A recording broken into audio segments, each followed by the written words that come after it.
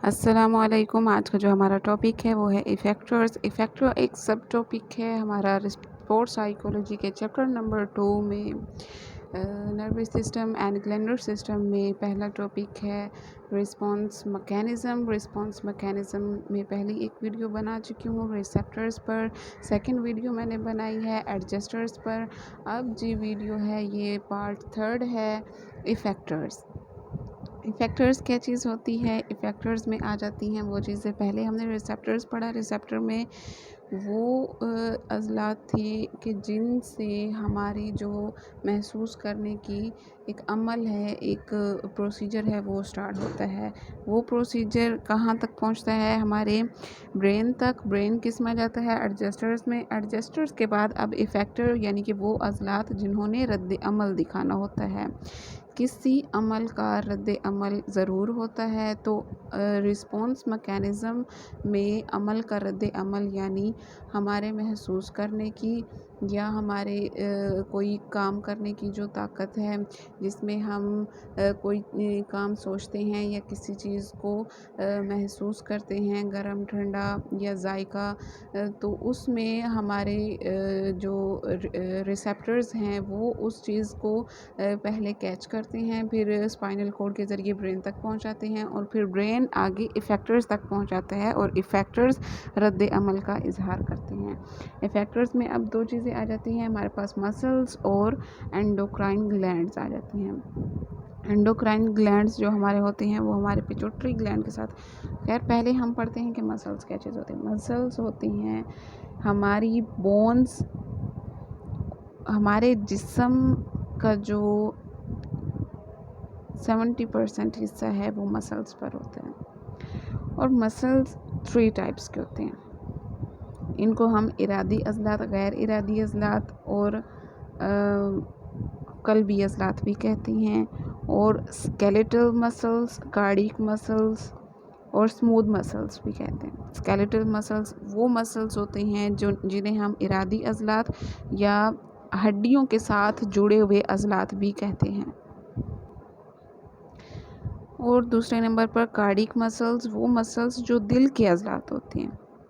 दिल हमारा एक अज़ू है जो पूरा का पूरा मसल्स से ही बना होता है। उनको भी ब्लड चाहिए होता है हरकत करने के लिए। थर्ड टाइप पे हमारे स्मूथ मसल्स जो हमारी अंदरूनी मसल्स होते हैं, जैसे आंतें हो गई, जिगर हो गया, मैदा हो गया, ये मसल्स अंदरूनी मसल्स होती हैं, इन्हें स्मूथ मसल्स कहते हैं। जो इरादी अज़लात या स्केलेटल मसल्स होती हैं, इनका जी अगर माइक्रोस्कोप से मुशाहदा किया जाए तो इन पर ब्लैक कलर की और ग्रीन कलर की ना धारियाँ सी नज़र आती हैं, इसलिए इन्हें धारीदार अज़लात या स्ट्रिप्ड मसल्स भी कहते हैं। काम करने के लिहाज से ये इरादी अज़लात होती हैं, इनको अपनी मर्ज़ी से कंट्रोल किया जा सकता है, मसलन टांगों को या बाजुओं के अज़लात को हरकत देना वगैरह। कार्डियक मसल्स दूसरे नंबर के मसल्स, अगर इनका मुशाहदा किया जाए माइक्रोस्कोप से तो इन पर धारियाँ नहीं होती, बल्कि ये बग़ैर धारी के जो अज़लात होती हैं गैर इरादी अज़लात होती हैं। ऐसे अज़लात जो इंसान ख़ुद कंट्रोल नहीं कर सकता। इनकी मिसाल ऐसे है जैसे अंतड़ियाँ या मैदे की हरकत वगैरह। ये जो स्मूथ मसल्स होती हैं इनका बता रही हूँ कि इन पर धारियाँ नहीं होती और इनको गैर धारीदार अज़लात या ऐसे अज़लात जो गैर इरादी होते हैं और ख़ुद ब खुद जो है वो अमल करते हैं और इन्हें इन पर इंसान का कंट्रोल नहीं होता। ये जो हमारी सेकंड टाइप है कार्डियक मसल्स, कल्बी अज़लात, बनावट के लिहाज से ये अरादी अज़लात की तरह होती हैं, यानी कि धारीदार होती हैं, लेकिन काम करने के लिहाज से ये गैर इरादी होते हैं, यानी कि ये काम ख़ुद ब खुद करते हैं। बनावट के लिहाज से ये स्केलेटल मसल की तरह होते हैं, मिलते जुलते हैं, और काम करने के लिहाज से ये स्मूथ मसल्स की तरह होते हैं। आगे जी हमारा इफ़ेक्टर्स का सेकंड टॉपिक है एंडोक्राइन ग्लैंड्स। एंडोक्राइनोलॉजी भी कहते हैं, एंडोक्राइन ग्लैंड्स भी कहते हैं। यहाँ पर आपको ज़्यादा डिटेल देने की ज़रूरत नहीं है क्योंकि ये एक सब टॉपिक है। जब आपको ये मेन टॉपिक हो तो फिर आपको ज़्यादा इसमें करना पड़ता है। हाइपोथैलेमस, हाइपोथैलेमस के साथ वाक़या होता है pituitary gland.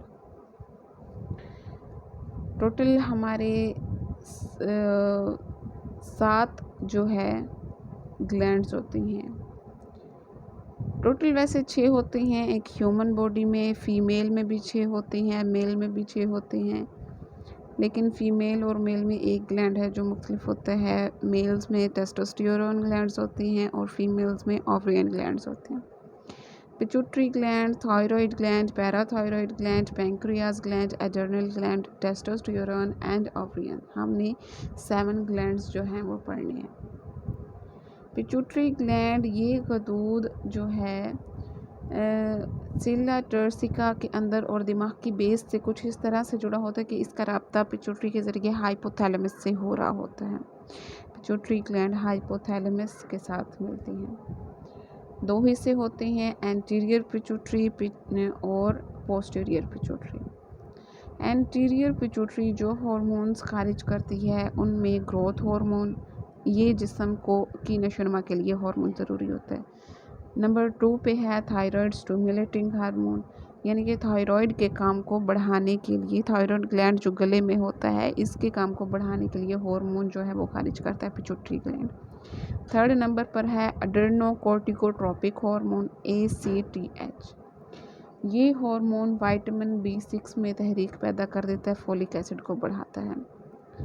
Follicle stimulating hormone, follicle stimulating hormone, ये हार्मोन जो है फोलिक एसिड को बढ़ाने में मदद देता है। ल्यूटिनसिंग हार्मोन, ये हार्मोन जो है वो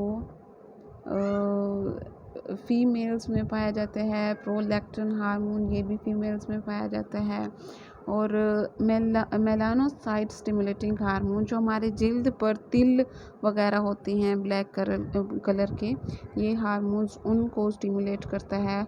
और जिसमें ये ज़्यादा हो तो उनमें तिल की मिकदार जो है, यानी कि किसी के जिस्म पर, फेस पर, बाजुओं पर, टांगों पर तिल होते हैं तो वो ज़्यादा मिकदार में होते हैं।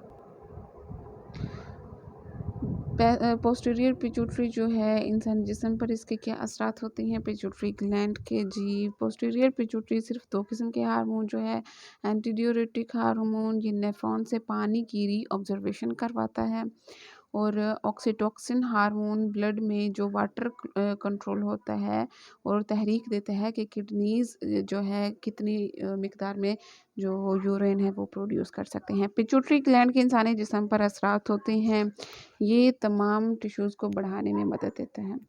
ये हार्मोन एंटी इंसुलिन यानी इंसुलिन के मुखालिफ असरात रखता है, जिसकी वजह से डायबिटीज़ मेलिटस जैसे असरात ज़ाहिर हो सकते हैं, मसलन खून में ग्लूकोज की बहुतायत या पेशाब में ग्लूकोज आना। ये खुलियों की तादाद और साइज़ बढ़ाता है, ये स्पर्मेटोजेनेसिस को बढ़ाता है, ये टेस्टोस्टेरोन की सेक्रेशन करता है। प्रोलैक्टिन फीमेल्स में जो पस्तान की ग्रोथ है इस पर असरअंदाज होता है। मिल्क की सेक्रेशन को बढ़ाता है। प्रोलैक्टिन हार्मोन जो लैक्टोजेनेसिस होता है उसकी मिकदार को बढ़ाता है। जब बच्चा माँ का दूध पीता है तो प्रोलैक्टिन की मिकदार बढ़ जाती है, कोलेस्ट्रॉल की मिकदार को कम करता है।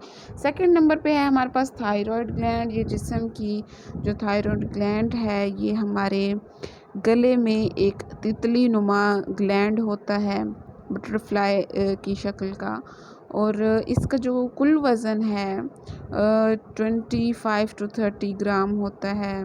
हमारे जो थोरैक्स वर्टिब्रास है उनके T3 और T4 के साथ ये वाक़या होता है। ये जी काम क्या करता है हमारे जिस्म पर, जिस्म की मेटाबॉलिज़्म को बढ़ा देता है। इंसानी जिस्म की डेवलपमेंट के लिए ये बहुत ज़रूरी है, ग्रोथ के हार्मोन के लिए थोरैक्स। अब देखिए ये आवाज़ को भी कंट्रोल करता होता है। अब मर्दों की जो आवाज़ होती है वो भारी होती है, लेडीज़ की जो होती है वो, तो ये उस पर भी, यानी कि मेल और फीमेल में भी इसका बड़ा किरदार होता है। इसके ऊपर ये चावल के दाने के बराबर 4 ग्लैंड्स होते हैं, पैराथायरॉइड ग्लैंड्स इनको कहते हैं। पैराथायरॉयड ग्लैंड्स की तादाद जो है वो 4 होती हैं। इनका कुल वज़न जो है वो 100 मिलीग्राम या 120 मिलीग्राम तक होता है, मिलीग्राम। थायरॉयड के अंदर ये मतलब कि 2% या 10% है जो थायरॉयड का हिस्सा कवर कर रहा होता है। इस गदूद के जो एक ख़ास हार्मोन इसमें से निकलता है, पैराथायरॉयड हार्मोन कहलाते हैं, पीटीएच कहते हैं उस हार्मोन को। खून में कैल्शियम की मिकदार को ये कंट्रोल करता है। सेकंड जी हमारे पास आ गया रहता है एड्रेनल ग्लैंड्स। एड्रेनल अब किडनीज़ के ऊपर टोपी की शक्ल में ये मौजूद होते हैं। Adrenal glands yellow brownish colour के होते हैं। मुख्तलिफ़ किस्म के ये हार्मोन्स जो है वो खारिज करते हैं। ये मामूली हद तक बीएमआर बढ़ाता है। बीएमआर मीन्स बसल मेटाबॉलिक रेट। दिल में ऑक्सीजन के इस्तेमाल पैदा करता है। कार्डिक आउटपुट बढ़ा देता है। इसकी वजह से दिल की धड़कन तेज़ हो जाती है। मैदा, अंतड़ी, फेफड़े, स्मूथ मसल्स की कारकर्दगी को कम कर देता है। ये खून की ग्लूकोज की मिकदार को बढ़ा देता है। लौब दहन, आंसू और पसीने को बढ़ाती है। खून के जमने का अमल तेज़ हो जाता है। मसल्स में दौरान खून कम करता है। आँख पर इसके असरात कम होते हैं। 5th नंबर पे है हमारा पैंक्रियाज ग्लैंड।